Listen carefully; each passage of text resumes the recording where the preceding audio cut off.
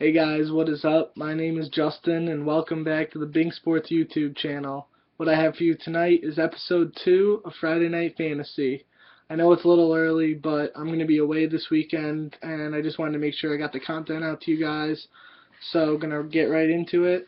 Starting off with the Thursday night game, the Broncos against the Chiefs. Peyton really stepped it up for the Broncos, played very well, as did Emmanuel Sanders. And for the Chiefs, Jamal Charles ran the ball extremely well. I think he had like 125 rushing yards and a couple catches, not many yards, but the fumbles hurt him in the end, as did Alex Smith's interceptions.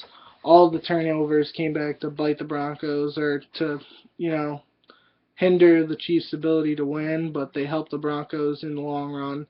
As you know, turnovers usually do hurt you. That was the story of this game. Now looking ahead to the Sunday games, we have the Texans going to the Panthers. Looking at DeAndre Hopkins for the Texans, see if he can continue and use the momentum from week 1 to play well in this matchup as well. But I'm worried for the quarterback situation in Houston, which makes me want to play the Panthers D more. Panthers D played very well in week 1, so I'm expecting another big week out of them. Next, we have San Fran against the Steelers. For the Steelers, Big Ben and Antonio Brown, they're going to be the duo, especially for this week. The Niners defense didn't look too good against the throw, even though Kaepernick didn't throw the ball that much in week 1. Teddy Bridgewater didn't throw the ball much in week 1, but I'm still not worried about Big Ben. He's going to find Antonio Brown, especially with Le'Veon Bell still out. And for the Niners, I'm looking at Carlos Hyde. He ran exceptionally well in week 1, and the Steelers didn't do a good job stopping the run against the Patriots, and that was Dion Lewis. So Carlos Hyde should have a very good week 2 as well.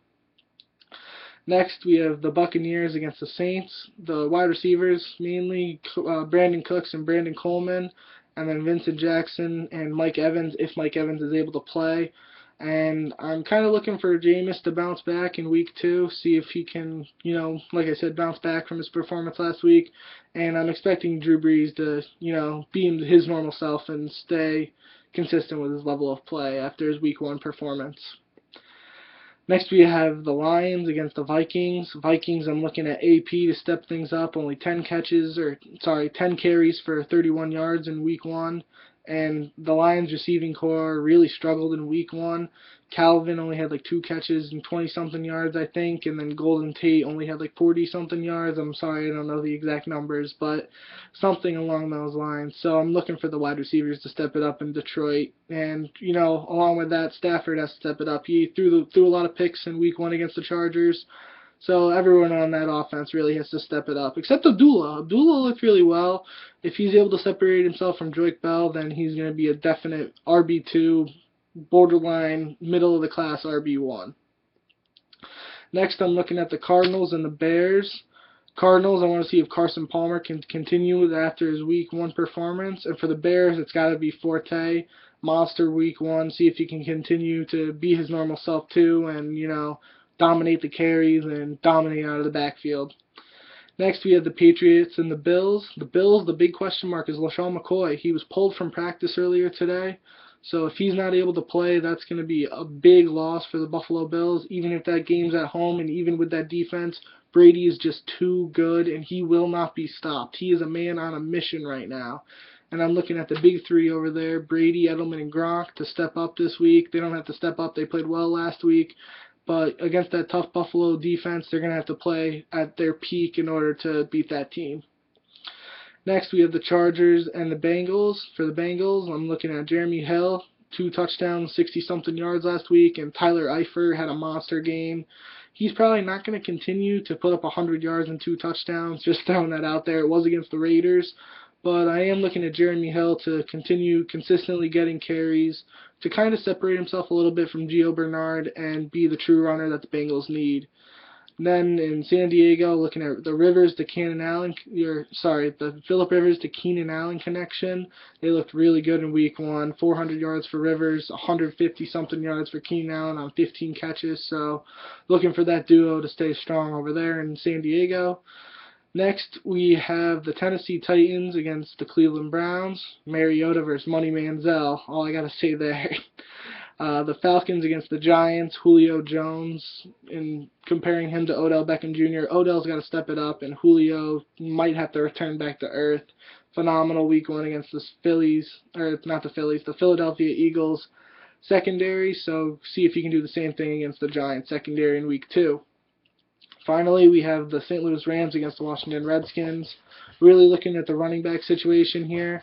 Alfred Morris played well in week 1, and so did Benny Cunningham, but Trey Mason and Todd Gurley have both practiced fully this week, so the running back situation is a little bogged down, and St. Louis can see who separates themselves there.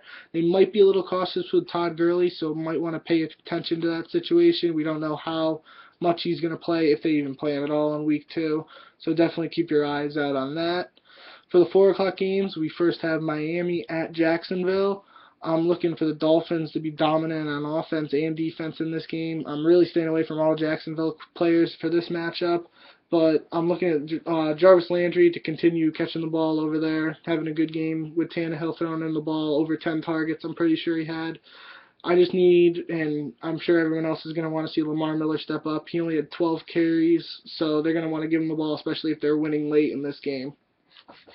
For the Baltimore and Oakland game, I'm pretty much staying away from everyone in that game. Both offenses did not look good in week 1. Maybe Justin Forsett, it's a favorable matchup, and I'm probably just staying away from everyone in general if I can help it. Dallas at Philadelphia, DeMarco versus Joseph Randle. That running back matchup's going to be good. DeMarco only had 8 carries for 9 rushing yards in week 1, so they're definitely going to try and give him the ball more. And Joseph Randle played very well, as did Lance Dunbar. He didn't have any rushes, but he had 8 catches for 75 yards, I think it was. So he played very well out of the backfield for the Cowboys. But now with no Dez, Romo has to step it up. And if he can play as well as he did in that 4th quarter last week, the Cowboys are going to be fine, even without Dez Bryant. For the foreseeable future, Jason Witten and Terrence Williams are there. So Romo still has targets. Obviously, they're not Dez Bryant, but he'll still find a way to win. I'm pretty confident in that. The Sunday night game is Seattle at Green Bay. Green Bay, Rodgers, Cobb, and Lacey. Deadly, even against the Seattle defense. Seattle doesn't have the 12th man. They're playing in Lambeau Field this time, so I'm expecting a big game out of the Packers. And for Seattle, looking at Marshawn Lynch, they've got to continue giving him the ball. He's the workhorse of that team. If they expect to win, he's got to get the ball and make up for what he did on 4th and 1 last week. I'm very shocked they gave a shotgun play on 4th and 1, even though Lynch is good running out of the shotgun, but that's aside from the point. Finally, the Monday night game is the Colts versus the Jets. Looking at Andrew Luck to step it up. Did not play well against the Bills defense, so everyone's expecting a big game out of him against the Jets. Probably a little less of a defense, but the Jets defense is still good, so let's see how he's able to handle the pressure there. And for the Jets, looking at Chris Ivory, very good week 1. The Colts did not stop the run much in week 1.